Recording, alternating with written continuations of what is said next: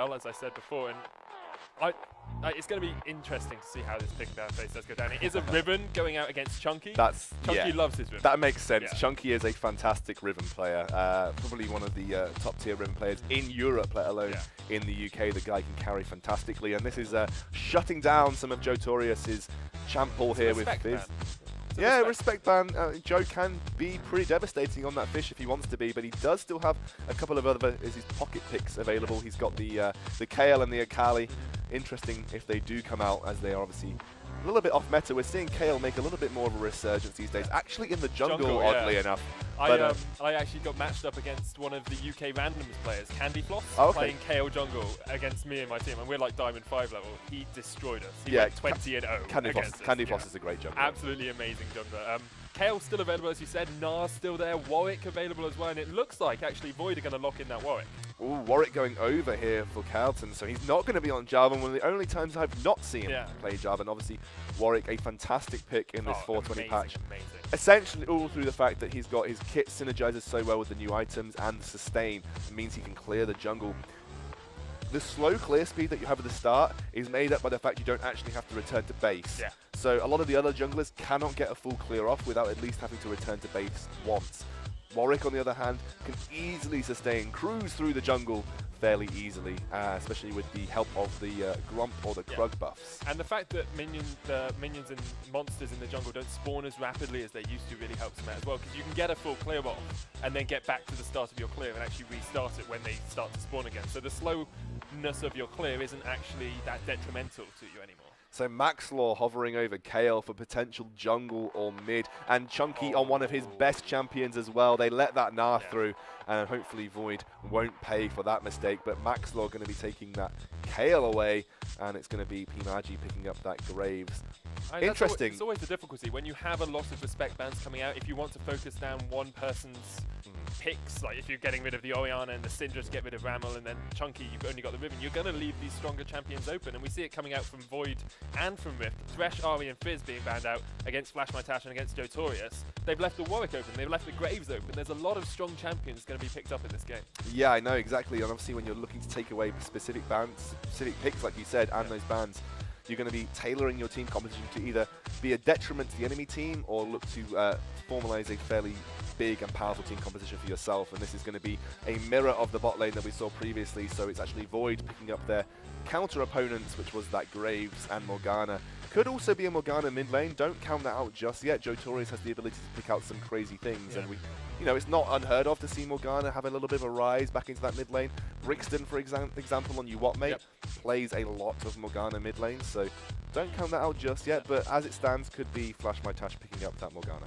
I wouldn't be surprised by that. It's a very safe support pick. You can stand quite far back, land your bindings from long range. You've got the Black Shield as well to protect your AD carry and protect yourself if you get locked down. But I think I like picking it in the mid lane as well, because Morgana's very good at pushing with that contaminated ground. Against Ramel, Ramel is usually a safe mid laner. He likes to pick up his Oriannas and his Syndras, as you said, but if we take those away from him with the pick and ban phase, he might go for someone more aggressive, and if you can push him back to his tower, it reduces his ability to roam around the map, reduces his ability to push down your tower, and then get that map awareness for his team. Karma actually being locked in here for Ramel might go across to the Haddo though. Might go across to the Haddo. Now Karma was historically a great pickup versus Morgana. Obviously you just have that flat, amazing base damage through your Q, and you can burst the shield whenever you need to. And obviously now a potential pickup for the mid lane here. If Jotorius goes for a Veigar, I would be surprised. We saw DX Alchemist pick it up a lot though, and Xerath still being available here as well. Ramel does like his long-range champions. Ramel's very good on Xerath, so I wouldn't be surprised to see Jotorius try and take that away from him. I haven't seen Jotorius play a lot of Xerath, and actually potentially going to be explosive, taking away that Lissandra again, or even a Cassiopeia. Now, I mean, they're just cycling through champions here, so we won't lock onto anything until they do. And if that's an Akali, that will be for Joe, I'm sure of it. But I don't know how Joe's going to do it as an Akali. I feel like it's something he can exploit weak mid lane players with, because they won't punish him for it. Ramel is not a weak mid lane Ramel is, Zed is something Joe's pretty good at as well. he does play a lot of Zed. He hasn't played it for a while, but he is a decent Zed player. Now Ramel's got to make the choice of if that was indeed a Karma support, this will be his champion here. Could be Kayle. Could be Kayle. We didn't say that. And actually, they have left Rengar open for Maxlor. Yeah. If Rengar was to go over to Maxlor, that is his best champion flat out. Yeah. Like, everyone bans Rengar against Maxlor, but it has been left through. And actually, it's going to be Pantheon in the jungle, and then it will be Kayle in the mid lane. So we are going to see one of Joe's favourite champions. He will be going up against that. And Jotorius potentially going to be going with the Lissandra. So Explosive maybe running with Zed in the top lane and Jotorius with that Lissandra in the mid lane. They could swap at the last minute. Obviously, it's not locked in just yet, but interesting. This is just such an interesting set of pickups for me. I haven't seen Kayle make a big resurgence in the mid lane. Like we said, it's been coming through the jungle.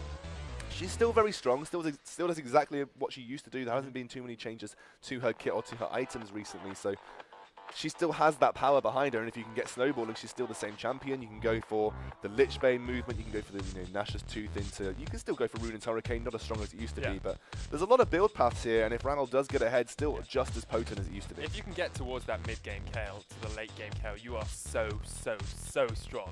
With the intervention to save an AD carry, to save your jungler who's jumping in, to save Gnar as he jumps into the middle of the team. If you miss time, that leap in and then the ultimate combo, like, you can just be so safe as Kayle in the mid lane, and you've got long range harass as well with that Righteous Fury on your E, gets you extra range. You're not really a melee champion as Kayle anymore. You have that extra range, and you just harass down your enemy. And obviously, it's a good pickup against Zed as well. In fact, this may have been a structured team pickup here for Rift. They knew that they'd isolated all of the champions that Jotorius could play, and then he had a few options, limited options available to him, all of which Kayle did pretty well against.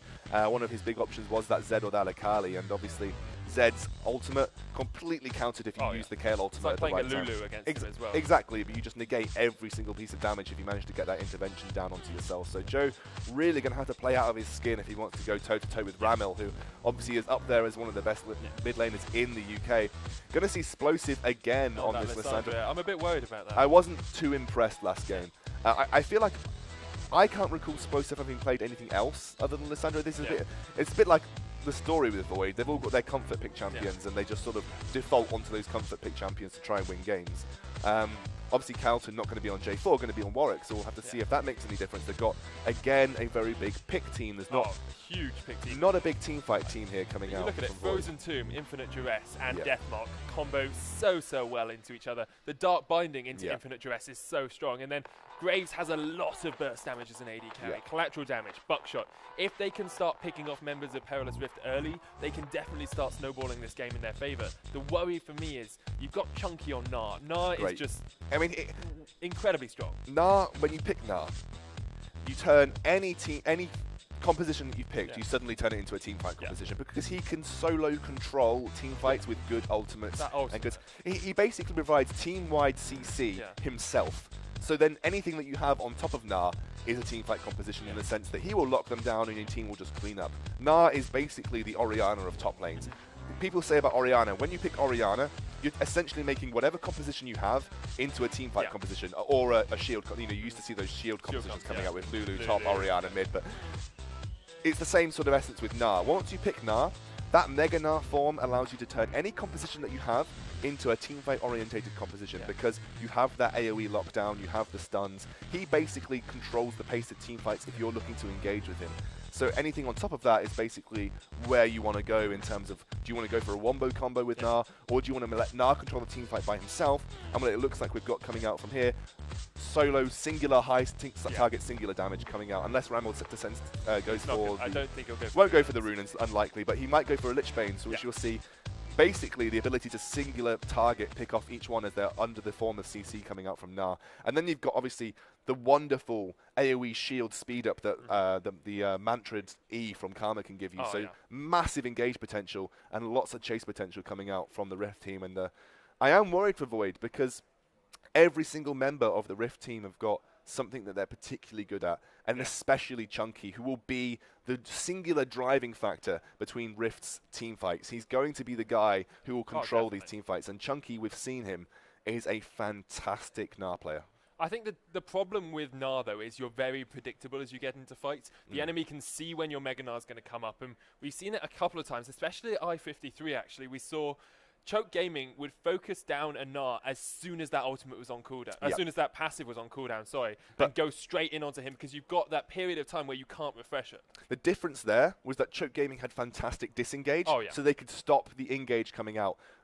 Really, on Void, you're going to have to either hit a good Ring of Frost on Lissandra, you're going to have to hit a Dark Binding, but apart from that, there's not much else there that provides serious and reliable disengage coming out from Void. So it's going to be far easier for Rift here to get the engage they want, especially with the fact they've got the Karma E, allows her to speed the entire team up. They've got the Pantheon engage, can be the driving factor between where you want to force the enemy team into. Obviously, if you bottleneck the enemy team with a Pantheon engage, it makes it that much easier to get the engage off that you want. And then you have the Gnar, who can obviously have that wonderful bounce into Gnar form, gets the double bounce into the ultimate. It's really potent from Rift here. There just isn't enough disengage for Void to dictate when they don't want to fight. If Rift are looking for a fight, Rift will probably get the fight. Oh, definitely. They've just got so much more engaged, so much more ability to get in there. I do like Void's team comp if they're playing this pick comp, and they, of course, they are experienced playing against Rift, so they'll know how Rift want to play. I just feel a little bit like Rift are just going to be able to control the fights a little bit more. They're going to be able to position themselves a little bit more in the team, in the mid to late game, and they've got a good push comp as well. So if they want to get those early towers and gain map control over the enemy's jungle, they're able to do that as well. Ramuh's going to be great at pushing towers. So Scott is good at pushing towers. Chunky as well on Gnar. Gnar has great tower pushing potential. And obviously then you've got Max Law that will control the majority of the early game as well. He'll have that potential. We've seen Max Law on Pantheon before. He can look to control the early game. We've seen him have that massive early dragon control. He gets the level 3 dragons. You've seen it before. He basically solos dragon at level 3. You can get a level 1 dragon with Pantheon. Yeah, it does take you a while. It takes you a while, but you often see Max Law go for these level 3 dragons, and then the other team have no idea. I think Void will be wise to that. They will look to get the early wards down, but Max Law potentially can look to do that. He's absolutely fantastic with that Pantheon. The reason Pantheon is so good, by the way, is because obviously the jungle minions, they attack a little bit slower now, and the Aegis Aeonia, I think it's called, is absolutely fantastic at blocking. The passive, and obviously you can get about 2.5 auto attacks in before each minion hits you, so essentially you're negating almost a third of the damage that you're going to receive in the jungle. Well, it works off spells as well, so if you spear onto something, use your Heartseeker Strike as well, you can actually manage to take no damage from minions in the jungle. So that's the reason he's almost a sustained jungler, in the fact that he doesn't actually have to take damage. It's all pseudo-sustain. Pseudo-sustain, like we said before. It looks like he's sustaining because he's negating damage. It's a bit like Jarvan with his shield. Obviously, Warwick, there's no questions asked there. It's just flat-out sustain. The guy gets health back on auto attacks, and that Hungering Strike giving him a percentage or a flat value, whichever is higher at the time, health back. So really great for Warwick. A little bit of aggressive warding coming out here from the side of Perilous Rift means that they'll be able to spot where Warwick does start his jungle. We expect him to start Gromps, get that blue buff, and then be able to rotate down towards the red side of the jungle. But just a little bit of extra information coming in for Rift is why perhaps I think they are the favoured team in this matchup. They're just a little bit, they have those tiny little tweaks to their gameplay that mean they're able to understand what the enemy team's doing a little bit better. Yeah, and individually they're all very skilled players as well. Void are skilled, but I don't think anyone would hold qualms with me saying that Void are potentially the individually less skilled than Rift. Rift are the flagship team of Perilous. Void are the sister team. It's a bit like comparing SKT1 to SKTS. There's big differences in terms of individual play. But there's always the potential for Void to bring out something crazy, and we're seeing something that we have seen from bot lanes in the past previously. They're going to go ahead and take away these Krogs early on, or Krugs early on. You'll get the name eventually. I will eventually get the name. Actually coming out, so the Krugs, they give you that potential to get level 2 after about 3 minions, I believe. It's basically what you used to see people doing golems for. And you can afford to miss an early bit of the wave, because actually you should hit level 2 before the first wave is over, and you'll get that level 2 advantage. You do take a bit of extra damage, however, and we're seeing that obviously in the form of Flash Matash and Pimaji going a little bit low. But while we're in this pause, we've Yeah. talked a lot about the game already. Why don't we have a little bit of a talk about the tournament structure that we're going through? Of course, it's 4 nations. We've had 8 teams qualify over the last few months, and we actually have quite a nice graphic that we'll put up on the screen here just to show you guys what's happening. So we've had qualifiers, EGL, ESL, MCM, I-Series, so many cool qualifiers going on, and now we have these 2 groups at Scoundrel. Yeah, I mean, obviously we're doing Group B right now, which is that Unite Gaming, Perilous Void, Perilous Rift, and Choke Gaming. We've already seen Unite take a 1-0 lead in the group, so they're 1-0 right now. Perilous Void, unfortunately, 0-1. But the top 2 from each group will go ahead to qualify for next week, and you'll see them go head-to-head in the Best of 3. Yeah, the best of 3 live action semi-finals, and then the best of 5 live action final on the Sunday. But we are back into game now, ladies and gentlemen, so straight back into the action, a small DC, and it was easily resolved here as we do see those bot lanes move in. But with the Karma, I'm not sure that was the smartest idea. They will hit level 2, but they've opened themselves to be poked down fairly heavily. The Haddo needs to be careful. He does get caught out by the binding, but level 2 already onto Scott, and the Haddo means they can put some pressure down. And Pimaggi taking down to about a third of his HP already.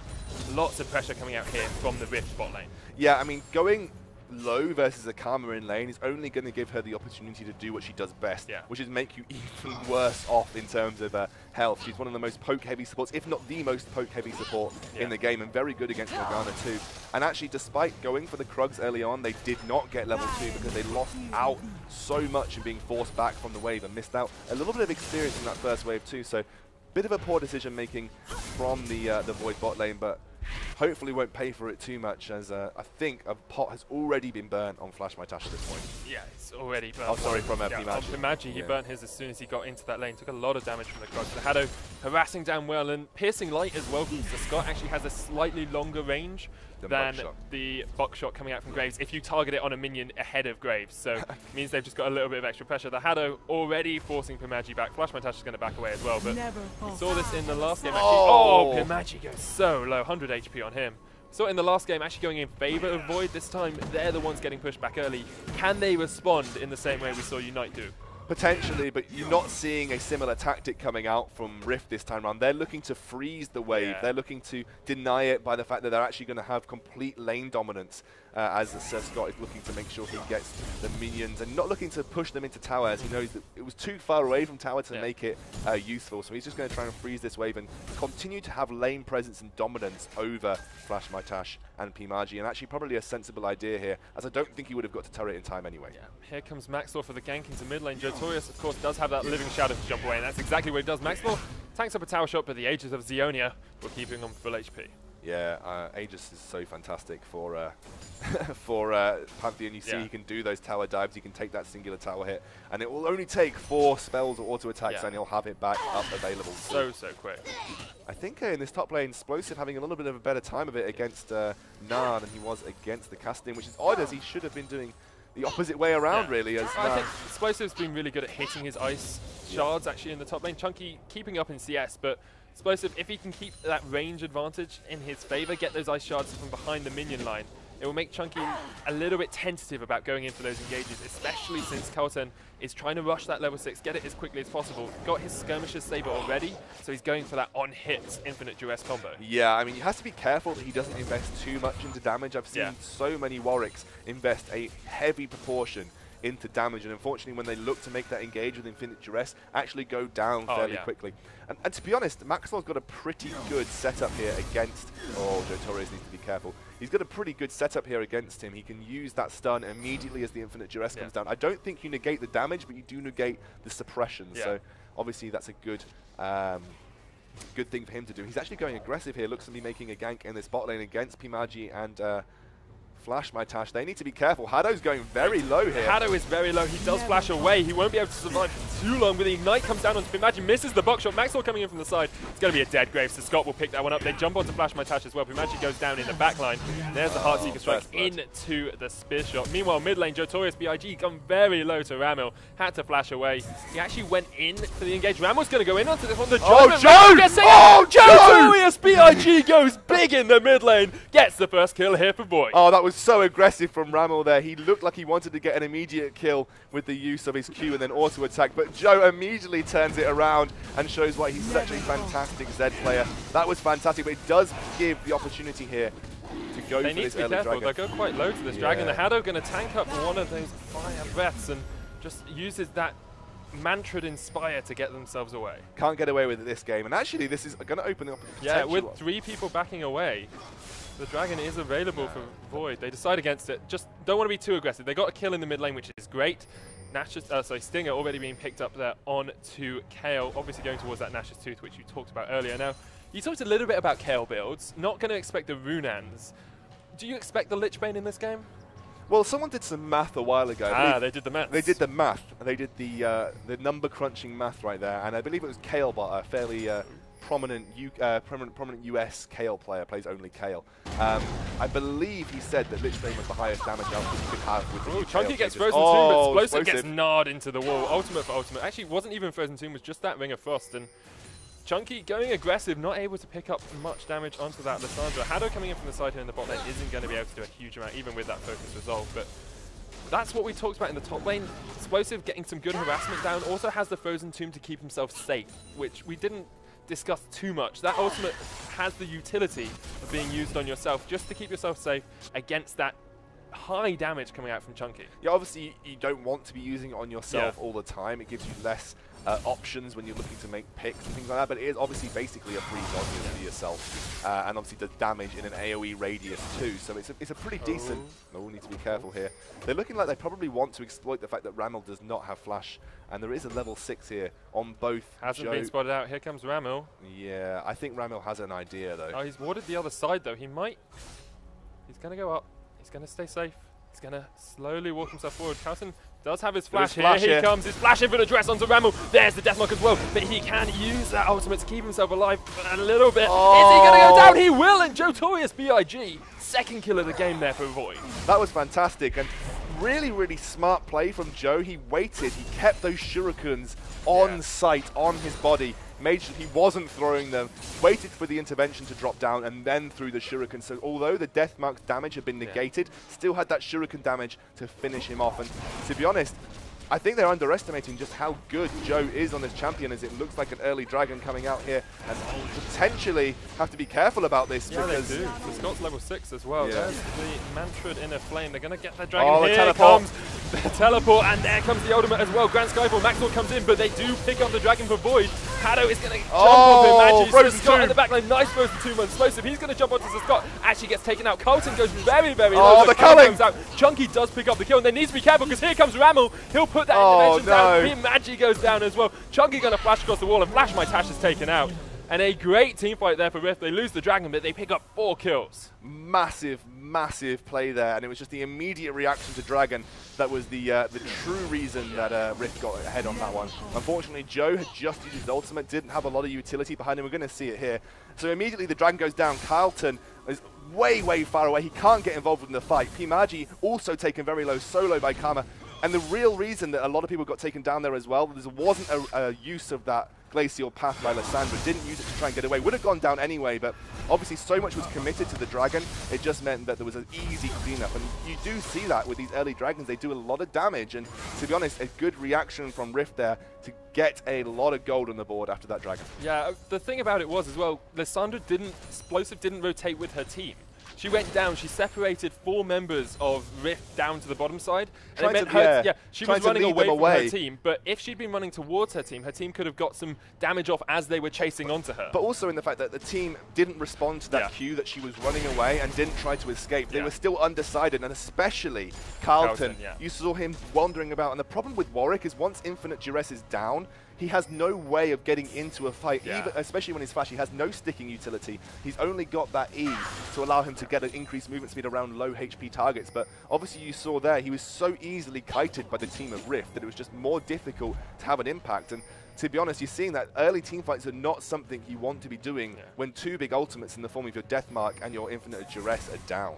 There is a very aggressive Warwick build. We talked about how we see Warwick's going down very quickly in fight. He's gone for Devour Enchantment onto his Skirmish's Saber. Now, that's quite a common build. Engaging the bot lane, not much going to go down there. It's quite a common build on Warwick's to go for that Devour Enchant, but The Warwicks I've seen do well in tournament plays have gone for Juggernaut, just because you're that little bit more tanky in those fights. I don't actually think the Devourer is too bad for Warwick. What I do think could be potentially Chunky risky. needs to be careful. Frozen Chunky. Tomb. Here comes Infinite Duress. They're going to combine. Oh, the Aegis. Grand Skyfall. Chunky goes down. Here's Maxwell. He's trying to join up the fray, but it's Carlton versus Maxwell, and the Heartseeker Strike's not going to be enough. Maxwell gets taken out. Warwick. Carlton with a double kill, and as soon as I say Devourer's Enchant should be switched for a Juggernaut, he picks up 2 kills with it. And just that little bit of extra damage coming down. Yeah, I mean, this is why Warwick is just so good right now. His auto attacks mean everything, and obviously you get 6 major auto attacks down with that Devourer enchantment, as well as if you get the smite down too. It's such ridiculous damage. Now, and engage in the mid lane. Yeah, Ramel's the new target, but he has that intervention to keep himself safe. Jotorius BIG just jumps away. A couple of times we've seen him use that Death Mark onto Ramel. Ramel just, of course, pops his own ultimate and says, no thanks, and walks himself away. You'll probably see that for the majority of the time without jungler intervention. There'll be an engage from Jotorius. He'll realize the ultimate comes down from Ramel, then he'll just jump back to his original shadow. It's such a difficult play to outplay each other without getting them down low before you look to make the engage. I just want to pick up on that Warwick again. The Devourer enchantment, I think, is very potent. It's if you go for Blade of the Ruined King, where you're not really far ahead afterwards, that really makes the difference. Ideally, I think now, especially with the Lissandra... Oh, Ramel's going to get dived here. Ignite Jotorius! Oh, Jotorius! Picks up another kill in the mid lane. He is playing out of his skin against Ramel. I mean, he's just so far ahead at this point too, and that's exactly what he needed to do. He burnt the intervention with the Death Mark, and then just look to exploit the fact that obviously Zed's passive and targets below 50% health is just so good at bursting them down. I haven't seen him miss these shurikens at all right now. On point. He's on point. He's hit 3 a couple of times as well, which is an amazing play. Amazing feat. And we do see actually a 3-man gank here from Rift. They're coming into their own lane. They do need to get onto this P-Magi. Focus Resolve will come out, and the stun will land as well. Haddo gets a lot of damage down. There's the stun coming out from Pantheon as well. Maxwell actually picks up the kill. Would have been better on Sir Scott, and I think they tried to give it across to him, but not quite able to connect with that one. I actually think it was the passive from the Gift of the Toadstool. Oh, Chunky needs to be careful. Ring of Frost. Here comes the Infinite Duress and Frozen Tomb as well. Infinite Duress still available. Aisha, look at the CC lockup. Chunky gets taken down. Explosive is having an explosive time in this top lane. Yeah, it's it's absolutely fantastic, the synergy that you've got there. Every time those ultimates up, they're making them available and going for it. And Chunky getting locked down here. And to be honest, Rift are being battered around. Despite being ahead in gold, they're being battered around by their sister team, who are on paper are weaker. And to be honest, we've seen Maxwell have an impact previously. He's going to get caught out here. Going to have an impact on the Shurikens coming out here. The Death Mark onto Maxwell. Jotorius BIG is huge. 4-0 now. They pick up that Scuttling Crab as well, giving them control over the Dragon Pit, which will be up in about a minute. And at the moment, Void coming off a big loss to Unite. They were miles behind. They only got about 7 kills in the entire game here. 14 minutes in, already have 7 kills under their belts. And roles are swapped for Void right now. It's the bot lane that are really starting to struggle, and it's the rest of the solo lane, and especially Jotorius in that mid lane, just going absolutely huge. Right now, Sir Scott needs to pull it up and make sure he makes an impact, but he could be the target of a dive. There's no Infinite Duress. There is the Soul Shackles coming out from Flash My Tash. Carlton Grand Skyfall's here. Grand Skyfall is available. The teleport is there as well. They need to be careful. Carlton's going to get locked down, but Sir Scott got caught out in the binding. Grand Skyfall comes out. Carlton's going to go nice down pick with up. Chunky coming in as well. Teleporting by Explosive, but he's miles away from his team. He tries to jump away. He gets taken down as well. Flash My Tash does pick up the kill onto Sir Scott, but it's a 3-for-1 exchange here in favor of Rift at the moment. They're going to chase onto Jotorius, and he's going to get taken quite low as well by Maxwell. The dragon spawns. He can't join the fray quite yet. And Jotorius trying to back himself away. No. Uses the Living Shadow. Will he escape? He might. No! In a flame. Not quite enough to pick it up, but Chunky has started a dragon here for the side of Rift. I'm always getting the teams confused. For the side of Rift, and they've actually taken a gold lead from that team fight. Yeah, they already had the minor gold lead actually, but they've just extended it a little bit further. This is a big swing for Rift, and they kind of needed it after how they were getting battered around in the top and mid lane. It's a lot of good gold here. Oh, nearly potentially a steal. Chunky picking up the dragon there. So that was a very, very close little steal there. Big overcommittal from the Void team without Infinite Duress. They need to make sure that they've got their key ultimates up before they look to make any form of engage. Diving the Sir Scott in the bot lane without Infinite Duress was a pretty risky idea, considering how long they stayed around to make that dive happen. They really telegraphed the fact that they were around, and the culling comes down looking to make up a little bit of a kill on P-Magi, but not going to be able to connect. Maxwell is going to push onto Carlton again. He gets the Dark Shield out, but a little bit late. The stun does connect. Carlton's going to get chased. Jotorius is in from the side, but the Haddo is there just to protect his mid laner and his jungler. And One thing I would have liked to see there from Void, instead of sending 4 men through that tower so you spot everyone out, send 2 people down through the river as well, because we saw Sir Scott tried to get out through the river. If you had 2 people there just to lock him down and pick him off, pincer off to the sides. You know the rest of the team isn't there at the moment. They did teleport in, and they had the Grand Skyfall as well, but if you can get in on that, that's really strong. Explosive not going to connect. Yeah, Glacial Path not quite in the right position to get onto Ramel, but a little bit of a pincer would have been better than sending all 4 of your members around through the tower. I mean, all it took was for Sir Scott to Relentless Pursuit over the wall. I believe he actually used Flash because he used Relentless Pursuit previously, but obviously there was so many escape mechanisms that Lucian has, and especially since he moved away from tower before they managed to catch up to him, so he had a little bit of a head start too. If he'd been on tower, would have been an easier dive to make, but like we said, that's done and dusted now, and Rift certainly came ahead on top of that one. Void is still not out of this, so they're definitely... They've got a 4-0 Z, they're definitely still in this. Definitely not as far behind as they were against Unite either, but Rift are looking to turn the crank now, trying to gain a little bit of that momentum that they had early on and get a little bit more damage onto Ramel and exploit the fact that they've got a 2, 1, and 4 Lucian, really the main source of their damage. I mean, to be honest, even Chunky's not having a poor game either, despite being locked down quite heavily in the top lane. Bunch of kills in that Dragon fight, and this is going to be mid lane tower. Mid lane tower does go down, pushes them 1,300 gold in the lead. Maxlord does go in, but the black shield from Flash My Tash on himself keeps himself safe. Of course, that ult E, something that all Morgana players are very, very experienced in doing, just shielding yourself as someone tries to jump in. I mean, it's the reactions when you've got to do it from the stun. That was brilliant reactions coming out from Flash My Tash, as Explosive is potentially the target here as Maxlord and Chunky head their way towards that top lane. I have liked Maxlord's play this game, but I haven't been as impressed as I've previously seen him on Pantheon. I feel like he's having a little bit of a harder time this time around. Usually we see him pre-6 make a big impact, and usually in the form of that early dragon, but Rift were privy to that. They knew that that was going to take place, and they put that early ward down, and that's where they started to snowball out. I think when Maxlord plays this Pantheon, he does try and get that early cheese dragon off, and when he doesn't, kind of gets a little bit stuck, but has some great counter ganks though, and great turnaround team fights, and to be honest, controlled those turnaround dragon fights very well too. Very well. And actually, Coulson stacking up his Devourer Enchant has 16 stacks on it at the moment, so he's going to be doing 66 extra magic damage on hit.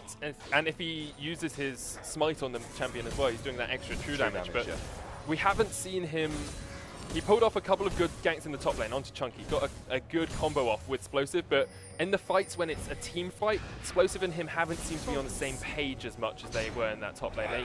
Explosive is usually off to the side trying to fight off a few people, and then Carlton, actually in that last team fight, got caught out under the tower, and it just meant, because he's not tanky yet, he's building towards a Frozen Heart, which will be great, but Joe's because he's not tanky at the moment, he needs to be careful that he doesn't get caught out here. I think he knows. I think the team has... He's got a bunch of escapes. He can always go up here as well. He has got a couple of pins coming out. Grand Skyfall probably will come down. Grand Skyfall is available. Jotorius is going to actually keep pushing it, and it looks like they might give up Jotorius here. Doesn't realise Chunky's gone out. There's Chunky, and he does spot him out. He's going to back away now. They're giving up the mid lane. Jotorius, a nice little flash across the wall. The tower does go down. Nice. That's actually, a nice escape. Can Jotorius get around onto Maxlord here? Chunky lands that Boomerang Blade. That's a very dead Zed. Jumps onto Maxlord. They had it off to the side as well, and we do see the kill going in for Ramel. 2 towers, but they're going to push for the second tower. Grand Skyfall comes out. The second tower does go down. They need to be careful. The Haddo there. Nice binding onto Maxlord as he comes down with the Grand Skyfall. Very well timed there by Flash My Tash, and they will escape. They get 2 towers for the 1 kill, but a lot of their kills are sitting on Jotorius, so they now need to be careful that Rift, so I don't manage to push down this mid lane and get the tower in response. Yeah, they probably will end up getting this tower, but it's not a bad trade at all for Void at this point. A kill for 2 towers. I know they lost the tower off the back of it, but you'd probably take that in the position that Void are in right now, and they've managed to garner a lot of control over the Rift side of the map that they didn't have previously. Rift already had that control because they had that mid lane tower down. Now there's a response from Void. They can look to start to push some deep vision down. They can look to start to be the aggressors, because they need to start looking to be the aggressors with the Warwick and the Lissandra. They can't let Rift dictate their team fights. They need to be the ones that go forward and push for those engages, push for those picks. And where Warwick and Lissandra really shine is making picks in that jungle where they can look to easily jump onto someone who's out of position, who's caught by vision. All these kind of things that make Warwick and Lissandra so strong is definitely when you start to push and catch people off guard. Oh, definitely, and we will see this dragon spawning in about 35 seconds. I think we'll see Void trying to set up a little trap here for the Haddo. Explosive! Explosive in the top lane, gets knocked into the wall there by Chunky, but he will just back away. The Haddo did come around looking as if he was going to try and place a ward. Ping's coming Very down. defensive play here by Rift. Maxwell's going to come around towards his blue buff and help Ramel pick that one up. But they've actually gone the long way round here, which I really like from Rift. Ramel not going to be there with them, though. They're backing away. This could be really dangerous here for Rift if they overextend ever so slightly. Chucking an Ardent Blaze into the bush means that they won't spot anyone out. They do get their own Dragon Control down. This is so patient from Void. So patient. They don't have anything to fight for at the moment. Now, the problem here for Rift is if they forget that Void might be in here. I know that sounds odd, but it's something you might do. You're like, oh, we've got vision around here. Maxlaw seems to have forgotten. Carlton goes in the top, finding it, but Duress, that is a very dead Pantheon. He wants to be a baker. Well, he's got about 30 seconds to think about what cupcakes he wants to make. Where's that going? Where's that going, buddy? He's got about 30 seconds to think about cupcake recipes because he is dead. Well, I'll tell you what, Dragon won't be on his recipe because that's going straight down for Void. Explosive is going to get jumped on here by Sir Scott. Uses Glacial Blast, flash in there by Sir Scott, but Explosive flashes away as well. And Sir Scott tries to Piercing Light right at the tip, but not able to connect there. They're going to push into this inhibitor. And actually rotating back around towards top lane outer tower, it looks like. Yeah, I mean, potentially good reaction coming out from the Rift side. If they pushed a little bit harder and had a little bit more time, they could have maybe got some damage down onto that inhibitor turret. But unfortunately, just such patient play from Void. So patient. Most teams would have given it up by then, but they picked off the key target, which is the jungler. You always want to take the jungler out before you look to commit to a dragon fight, and they took him out. And then they had the complete control of that dragon, and it just looks like Void are making the more sensible plays at this point, but they could potentially lose out this top lane turret as Jotorius and Flash are the only guys there right now. Oh, Jotorius is going to get engaged. No, Flash Mitash, the Soul Shackles is going to come in. Chunky might get caught out, has to flash away. Nicely done there by Flash Mitash just to knock everyone back. There's the Grand Skyball. Magi not in the best position. Carlton's going to get taken out so quickly. Explosive is there as well now. Ice Shard knocks onto Sir Scott in the backline, but Explosive is going to get taken very low. Oh, the Zhonya's. Cloud with damage comes in, but Ramel is here now, and that is the Frozen Tomb as well. Explosive not going to survive long. He explodes in a Shard of Ice, and that is a good little fight there for Perilous Rift. They are now 12-9 up. They have that 3,000 gold lead as well. They got the tower, they got the fight, and they're going to keep pushing. Actually going to back away because there's no minions with them at the moment. The problem with the Warwick build right now is he's gone straight for the Frozen Heart, which is really good against both the Kayle and the Lucian, but he hasn't got any flat health. So you're going up against the Kayle who's doing magic damage and you've got Frozen Heart and you haven't got any flat health. You're negating her attack speed, but you've got no real potency behind you to stop any flat damage coming down. Obviously, if magic damage is coming down onto you, you've got no magic resist, you've only got one null magic mantle, you're not going to survive very long against the Kayle, who's arguably doing probably the most burst damage in the game for Rift right now. And it's just an interesting choice. When he picked up that Warden's Mail, I was certain he was potentially going to go for the Randuin's. But he's obviously picked up that Frozen Heart to allow him to have infinite duress up more frequently and look to exploit the fact that he'll be slowing attack speed of both Kayle and Lucian by a significant amount. But you're getting blown up. You can understand the logic behind it. The logic, it feels like it could have been I feel like it was the wrong logic. It would have been better logic if it was perhaps his third item as opposed to his second item. You just need some flat health behind you when you've got that Devourer enchantment, because otherwise you will just get blown up. If it was a double AD composition, I would have easily said that Frozen Heart was a decent pickup, but you're going up against a Kayle who actually, has got a fairly decent burst behind her kit. So Warwick not surviving very long. Once he gets, you saw him get stunned up by Pantheon there. A lot of damage came down. He had a couple of hyper stacks being procced on him, and also the damage from Kayle came down. He did not survive very long. If you don't have that infinite duress, the Void team fight starts to crumble. And that's how you tend to deal with Warwick teams. You look to actually focus the Warwick before anything else can happen. And once that infinite duress is down, you're losing a big portion of the potency of your team fight. Jotorius needs to be careful here. Maxlaw's coming across. He's going to go all in on Maxlaw here, but the Haddo's there as well. Has that Inspire for the shield. Gets stunned up. Here comes Ramel as well. Jotorius gets taken out very quickly. And you can kind of see the logic there by Void. They wanted to get a pick. Jotorius had been waiting around that top side of the map for a long period of time, but got spotted out by a Rift Ward and gets taken out very quickly. I feel like Jotorius does this a lot.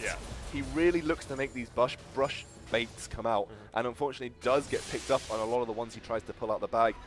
I don't think he needed to be that desperate either. Void just aren't that far behind. They're looking like they're starting to lose their grasp on the game, but they're definitely keeping up to pace with Rift. And there's still a dragon up as well. Yeah, you probably wouldn't have expected that, saying coming into the game that Void would be keeping pace with their sister team. But brother team. But they are. And to be honest, it's Joe's been the big driving force behind how well they're doing. Once he gets that last Whisper, he'll be pretty, well, as his name suggests, big. I think the problem for Joe is, though, he's gone from 4-0 to 4-2-2. Yeah, he's fallen a bit stagnant, hasn't he? Yeah, he's just not getting those picks off. And because we've seen a lot of team fighting, the threat of the intervention coming out from Kayle is always there. And I actually think in that top lane team fight, he didn't even use his ult because he was just so worried that intervention was going to come down. Didn't have the time to use it. The Soul Shackles wasn't really combined into anything good from the team. So if you feel a little bit like Void, stagnant is the best word to put it. Just a little bit resting on their laurels at the moment, not quite understanding how they can win out this fight. I expect a fight in about a minute because we've got Dragon coming up there. Yeah. Maybe they're just waiting for that. It seems to me that that's what they've been doing. Yeah. They've been rotating around the Dragon timers. They've been making sure that that's when they're looking to pick up fights. But historically, without that pick, they've not done very well at these Dragon fights. They've always been out-team fought because they're going up against the team in a 5v5 situation without making a pick previous to the team fight. You're going to start to struggle. Yeah. And you're seeing that, obviously, when it comes to Rift making these team fights around the Dragon area, they're winning them out. You know, what we said before about Void's team comp is they need to make the pick before it happens. Explosive's going to get a lot of damage here onto Maxwell. And Maxwell might actually go down early. He gets the Inspire Shield, but Carlton comes in from the side. There's an Infinite Traverse available. Comes on to Chunky. He's a chunky Nado. Survives with that intervention, and they're just going to have to back away, and that's what we talked about. Carlton's not big at all. They can turn it around. They can turn it around, but Famaji is very low in the backline. Flash my Tash low as well. Here they go onto Sir Scott. Jotorius onto the Haddo. Sir Scott gets taken very low off to the side. The Haddo jumps away. Jotorius jumps back to his clone as well, and very tense team fight in the river at the moment. Flash my Tash does still have the full health Ramil. Still have the Soul Shackles available as well. There's no intervention. Oh, they're going to go for the Dragon. It's 11 seconds before it's up, but the junglers for both teams are down at the moment. I wouldn't be surprised if Void try and rush this. I wouldn't be surprised at all. I feel like it's going to be a stalemate again. They're just going to wait for it. They're going to wait for everyone to get back up. There's going to be an immediate reaction from Rift again. I don't think they'll look to make that same mistake as Ramil's pushed this mid lane. Grand Skyfall available as well. It's so risky. It's very risky play to make. And Infinite Duress is nearly up, as is the Frozen Tomb. So, you know, once those are back up, I don't think Maxlor will get caught out in the same way he did previously. Jotorius actually hasn't backed yet. Yeah, that's dangerous. Ramil on full health as well. Yeah, whereas everyone else has had the chance to regain their HP, so Jotorius needs to be very careful. There's also a TP up on Chunky, so instead of going to match him, Explosive is waiting down here. He wants to make the team fight happen before Chunky has the chance to teleport down. You know, there is a brief time lapse where you look to make the teleport, and you could potentially have already lost the team fight, as the teleport does come down preemptively. That's a very good little teleport in there. Explosive getting chunked off by the Haddo off to the side. The second Dragon does go down. Maxlor off to the side, gets caught up with that binding. Jotorius is down at the bottom side of the fight. Explosive's going to get taken very low. He uses the Zhonya's though. Carlton gets destroyed, and there's the Frozen Tomb as well. Soul Shackle's not going to connect on as many targets as they'd like. Only Chunky really. Famaji gets destroyed by Ramil. Maxlor very low as well. He'll get taken out. Actually, the intervention comes in right at the last moment. Jotorius goes down. Famaji goes down. Kyson goes down. Flash My Tash does land a binding, but Ramil is chasing his way onto this Morgana. Not going to be able to connect with that Judgment, and should be able to escape. Flash My Tash, yeah, just going to back away under the tower, but another one team fight there for Rift. I mean, the majority of this was Carlton not deciding when to use his ultimate. He didn't want to commit it to Maxlor, and he took so much damage before he actually managed to get onto Sir Scott. And then there was no one to back him up. He got the ultimate down onto Sir Scott, but that was great. It was just him by himself with a whole host of protection behind him. And then after that, Void looked a bit lost. They got picked off left, right, and center. And Carlton right now, he needs to just go for the target closest to his team because they can look to exploit that suppression. If he's going for the squishy targets with no follow-up, you're just going to see that happen every single time because he doesn't have any of that flat health. He's not even building health now. He's going for what appears to be a wit's end. Yeah, I'm not sure about the wit's end build here. The Baron there will go down to Perilous Rift, and it's the first Baron of the day for us, Excandrel. Yeah. Is it the first Baron of the day? No, it's the second. There was a Baron in the first game. Oh, okay. Yeah, it's the second Baron of the day. Let's talk a little bit about the Baron buff. We didn't discuss it too much in the first game. A lot of extra pushing power coming out now. Yeah, so Baron buff gives all of your minions a fantastic buff in terms of resistances and health. And then it also gets... Explosive. Judgment, look at the damage coming out from Ramil. Absolutely huge with that Rabadon. Explosive does Frozen Tomb him up, but I think Ramil might use that Divine Blessing to chase onto this Carlton coming in from the side as well. But look at how much damage Explosive took just from a couple of auto attacks coming from that Rabadon's You're seeing the Baron buff in action here on these minions. Look at the melee minions. They've all got that buff behind them. You've got increased damage as well from your your caster minions, and then the cannon minion, your siege minion, has that powerful, powerful rocket. Outranges towers. Outranges towers, yeah. Doesn't do a whole host of damage, No. but if you manage to keep it alive, I've seen this interesting tactic where you can build Banner of Command, and you Banner of Command your Baron's minion, and it just does ridiculous damage to towers. It's like a protect the minion comp, which is very, very interesting. I wonder if we'll see some of that come out. Chunky did just jump into the back line of the team, Yeah. but wasn't able to get that Gnar ultimate off on anyone. Jotorius, meanwhile, is split pushing. I mean, this is a dangerous call here. They'll get a tower, but they're going to lose an inhibitor tower in response. Colton, look at the damage onto him. Gets absolutely destroyed. Ramel taking up the tower a little bit, but Jotorius still with the split push, not joining his team yet. It looks like he's going to go for the inhibitor, actually. He's putting a lot of pressure down. Yeah, definitely. And we really see Ramel backing away as well. Yeah, Ramel's going to back away. Actually, this is the problem we've been talking about when it comes to Carlton's build. He just is getting burst before he has any chance to do anything. You saw it in those team fights. He's not surviving long enough as Ramel going, Jotorius. Jotorius. Ramel's going to try, and Jotorius tries to turn it around, but the intervention comes out. Meanwhile, the inhibitor in the bot lane is going to, top lane, is going to get taken out here by Rift. He's going to be able to push on to this inhibitor, and look at the damage coming onto that. At the moment, Rift are an unstoppable force. 9 kills up earlier on. Looked like Void might have an opportunity in this game, but now that they've lost Baron, there's Dragons as well, and 9 kills, you have to wonder if they're going to be able to get back into this game. You could say they're tearing a rift in the Void. You could say that they're tearing a rift in the Void. Oh, Carlton, you are in a bad position again, buddy. 3 men with that the Inspire coming on to that Mantrid Haddo. There's the damage. Maxwell gets the kill. And Carlton just gets destroyed. That's the tankiest member of the team.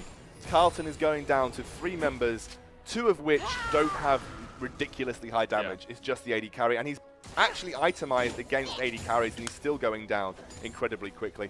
The flat health is just so important to keep yourself alive. I agree kind of that the Frozen Heart is a decent pickup if you're looking to consistently make plays when you're ahead, because it won't Ramel's matter. diving Jotorius. Look at that. 3-shot by He'll probably be able to Kayle. take out Flash My Tash as well. So You just can't let a Kayle get to this point in the game. The Grand Skyfall comes in as well. Ramel's going to chase Flash My Tash out.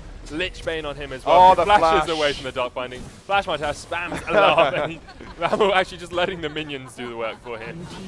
It's a very dead Flash My and Tash. it is that Zhonya, it is that Lich Bane build on the Kayle for the high damage output. So much damage. The big tower pushing ability and all the kind of juicy goodness that comes with the Lich Bane build. The juicy goodness of a Lich Bane Yeah, build. the juicy goodness of a Lich I'm Bane pretty build. sure that Void has given up the ghost on this game. Explosive jumps in, gets one Yeah, shot. The Magic Magic jumps in, goes gets down. destroyed. So Scott, with the intervention on him as well, keeps himself alive. This should be the game here for Perilous Rift. They've played superbly well.